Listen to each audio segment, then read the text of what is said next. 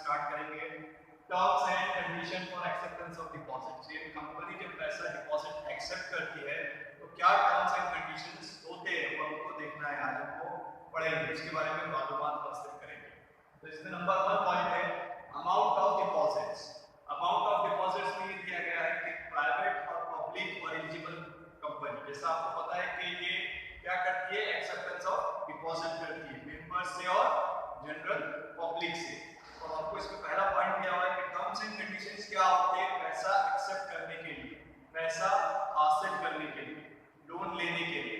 इसमें पहला पॉइंट है अमाउंट ऑफ डिपॉजिट्स, इसमें दिया गया है प्राइवेट कंपनी, पब्लिक कंपनी और एलिजिबल पब्लिक कंपनी। ये हमने पढ़ चुके हैं, फिर उसको एक बार रिपीट कर लेंगे। प्राइवेट कंपनी अगर अमाउंट डिपॉजिट अगर ले रही है, पैसा एक्सेप्ट कर रही है, इससे मेंबर्स से, डायरेक्टर से और रिलेटिव से, तो उसके लिए कम से कम प्राइवेट कंपनी का शेयर पेड अप कैपिटल कितना होना चाहिए, 100 crore and free reserve total दोनों का मिला के कितना होना चाहिए, 100 करोड़ होना चाहिए।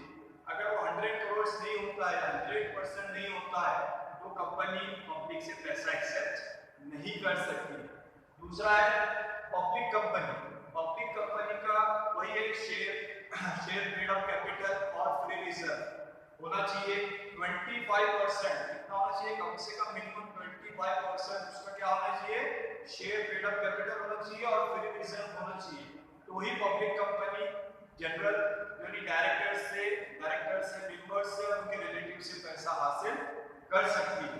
उसके बाद है eligible public company. Eligible public company में भी यही है कि शेयर पेड अप कैपिटल और फ्री रिजर्व ये उनका होना चाहिए और मिनिमम 35% से ज्यादा वो पैसा एक्सेप्ट नहीं कर सकती है। 35% से ज्यादा पैसा एक्सेप्ट नहीं कर सकती, 35% से ही 35% से ज्यादा पैसा एक्सेप्ट नहीं कर सकती है पब्लिक से और मेंबर्स से। लेकिन यहाँ पे बताया जा रहा है कि प्राइवेट कंपनी का शेयर पेड अप कैपिटल और फ्री रिजर्व 100 करोड़ होना चाहिए, तब वो अमाउंट एक्सेप्ट कर सकती है अपने मेंबर्स से और डायरेक्टर से और रिलेटिव से। पब्लिक कंपनी में दिया गया है कि उसका भी शेयर पेड अप कैपिटल और फ्री रिजर्व ये जो है 25% होना चाहिए, तब वो पैसा एक्सेप्ट कर सकती है। लेकिन एलिजिबल पब्लिक कंपनी का ये है कि एलिजिबल पब्लिक कंपनी का शेयर पेड अप कैपिटल होना चाहिए और फ्री रिजर्व होना चाहिए, बट उसका 35% ही वो एक्सेप्ट कर सकती है जनरल पब्लिक से और मेंबर्स से। ये हो गया पहला point amount of deposit. Second है period and tenure of deposit, कि कंपनी जो पैसा एक्सेप्ट करती है मेंबर्स से, पब्लिक से, जो पैसा हासिल करती है, शॉर्ट टर्म लोन लेती है, तो मिनिमम उसका जो पीरियड होता है कितना होता है, 6 मंथ और मैक्सिमम 36 मंथ। कंपनी जब भी पैसा एक्सेप्ट करती है तो मिनिमम 6 मंथ और maximum 36 month. Third point no demand deposits, कि कंपनी जो भी डिपॉजिट एक्सेप्ट करती है, तो हमने पढ़ा है कि मिनिमम 6 मंथ और मैक्सिमम 36 मंथ। तो कंपनी अपने डिपॉजिटर होल्डर की डिमांड के ऊपर उसको रिटर्न नहीं देती है जब तक, अगर फॉर एग्जांपल उनको डिपॉजिटर्स ने 1 साल के लिए अगर पैसा डिपॉजिट किया है, 1 साल तक कंपनी के पास वो पैसा क्या रहेगा, डिपॉजिट रहेगा। कंपनी उसको उसके डिमांड पे वापस नहीं कर सकती है, क्योंकि उसने एक बार डिपॉजिट कर दिया तो कंपनी उसको वापस से रीपे नहीं करेगी जब तक उसकी मैच्योरिटी डेट्स खत्म नहीं होगी। तो नो डिमांड डिपॉजिट यहाँ पे होता है, टर्म्स एंड कंडीशन ऐसे। सिक्योर और अनसिक्योर डिपॉजिट, कंपनी जब भी डिपॉजिट एक्सेप्ट करने के लिए एडवर्टाइजमेंट देती है, सर्कुलर देती है, एडवर्टाइजमेंट जब इशू करती है जनरल पब्लिक को, तो उसमें मेंशन करती है कि केस जो डिपॉजिट है वो सिक्योर है और एक अनसिक्योर है।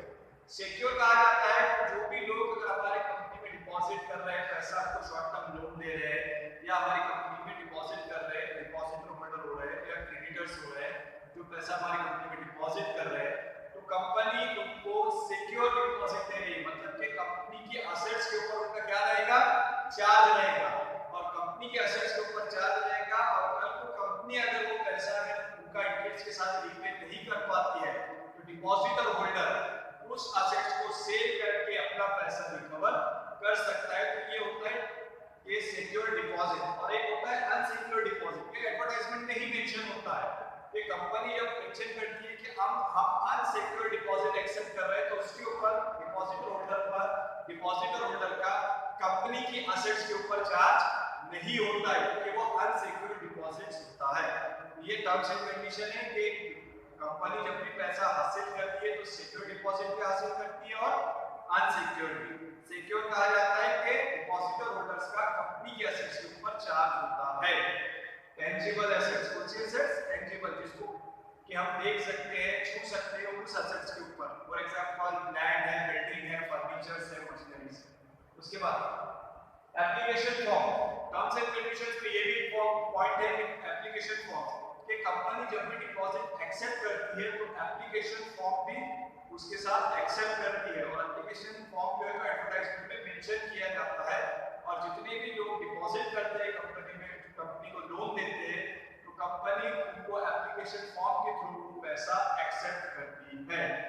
अगला पॉइंट है जॉइंट नेम।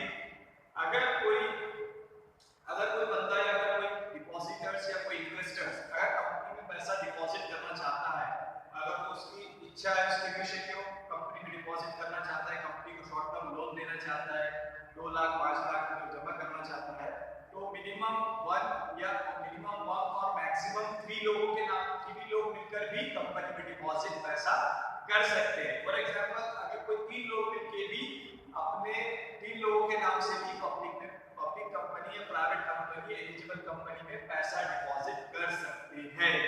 जॉइंट नेम का मतलब ये होता है कि टर्म्स एंड कंडीशन में ये है कि कंपनी जब पैसा एक्सेप्ट कर रही है जनरल पब्लिक से, तो वो पैसा 3 लोगों के नाम से, या 3 लोग भी उसको पैसा जमा कर सकते हैं 3 लोगों के नाम से, तो उसको जॉइंट नेम कहा जाता है। एक पर्सन भी जमा कर सकते, एक डिपॉजिटर होल्डर भी अपने नाम से जमा कर सकता है, 2 लोग मिलकर भी जमा कर सकते हैं अपने नाम से, या 3 लोग मिलकर अगर 1 लाख रुपए डिपॉजिट कर रहे हैं कंपनी में, तो तीनों अपना नाम उसमें मेंशन कर सकते हैं और डिपॉजिट पैसा कर सकते हैं। तो मैक्सिमम 3 लोग अपना नाम डिपॉजिट कर सकते हैं डिपॉजिटर होल्डर में कि हम कंपनी को हम पैसा जमा कर रहे हैं, डिपॉजिट कर रहे हैं। तो कंपनी 3 लोगों के नाम एक्सेप्ट कर सकती है, मैक्सिमम 3 लोगों के नाम पर डिपॉजिट एक्सेप्ट कर सकती है।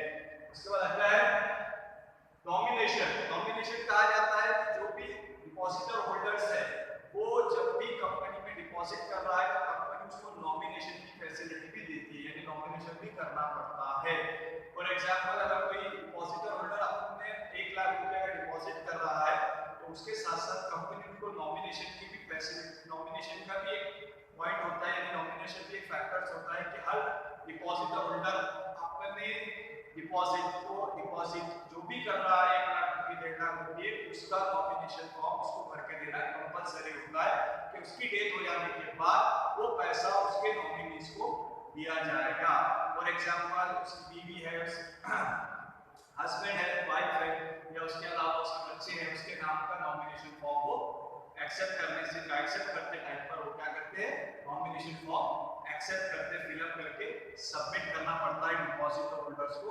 तो नॉमिनेशन जो होता है, नॉमिनेशन कंपलसरी होता है कि जब भी कंपनी डिपॉजिट एक्सेप्ट कर रही है उसके साथ साथ नॉमिनेशन भी का फॉर्म भी एक्सेप्ट करती है, उसमें मेंशन करना पड़ता है डिपॉजिटर होल्डर्स को। उसके बाद टर्म्स एंड कंडीशन में सर्कुलर और advertisement.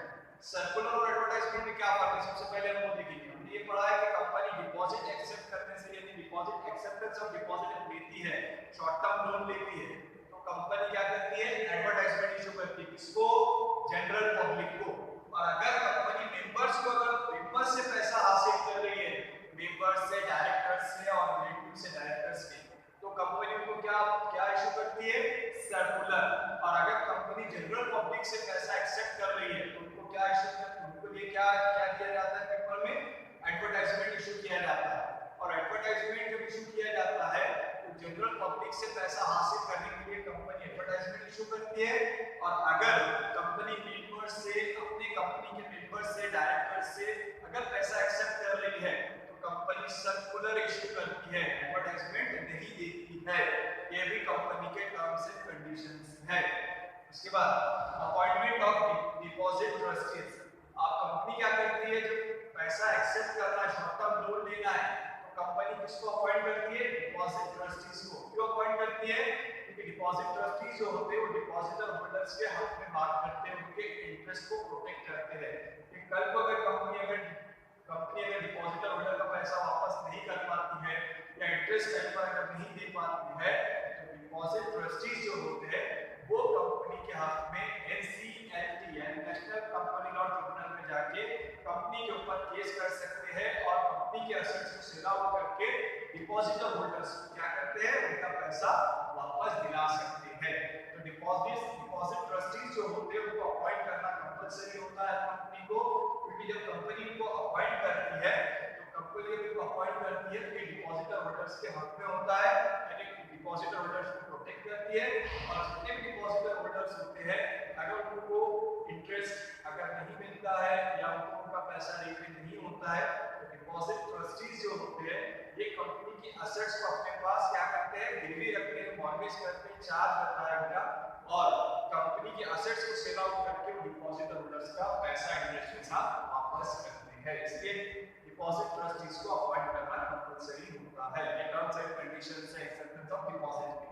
Create charge on assets वही बताया जा रहा है कि डिपॉजिट ट्रस्टी जब अपॉइंट किया जाता है एडवर्टाइजमेंट से पहले तो जितने भी डिपॉजिटर होल्डर्स कंपनी में पैसा डिपॉजिट करते हैं तो कंपनी के एसेट्स को पूल जो है तो किसका चार्ज होता है डिपॉजिट ट्रस्टीज का चार्ज होता है कि डिपॉजिट ट्रस्टीज क्या करते हैं कंपनी के एसेट्स को उनके पास मॉर्गेज कर लेते हैं और अगर कंपनी डिपॉजिटर होल्डर्स का पैसा इंटरेस्ट के साथ अगर वापस नहीं देती है तो डिपॉजिट ट्रस्टी उस एसेट्स को सेल आउट करके अपने डिपॉजिटर होल्डर्स को क्या करते हैं पैसा इंटरेस्ट के साथ उसका वापस करते हैं। तो ये जो पॉइंट थे हमारे terms and conditions for acceptance of deposit हमने पढ़ा है यानी आज 10 पॉइंट हमने कंप्लीट किए इस लेक्चर में। होप है सभी को समझ में आया होगा। हम अगले लेक्चर में मिलेंगे इसके आगे के जो पॉइंट्स हैं वो हम कंप्लीट करेंगे। तो आज के लिए इतना ही। आप मेरे